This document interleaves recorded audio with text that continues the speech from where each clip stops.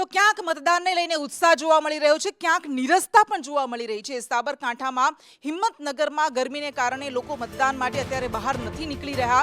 સાબરકાંઠાના હિંમતનગરમાં મતદાન માટે નીરસતા જોવા મળી રહી છે। ગરમી વધતા લોકો મતદાન કરવા માટે ખચકાઈ રહ્યા છે।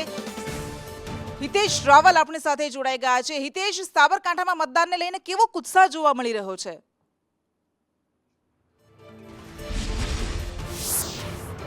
જી કૃષ્ણા, સાબરકાંઠાના જે વિસ્તાર છે હિંમતનગર વિસ્તારમાં તમે જોઈ રહ્યા છો।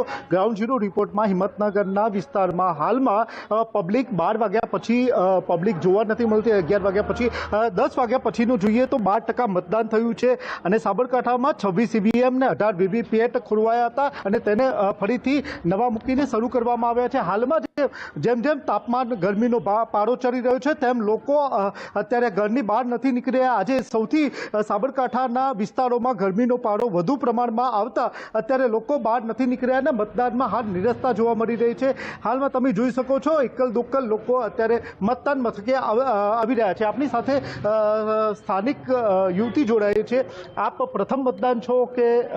નહીં, મારું સેકન્ડ મતદાન છે।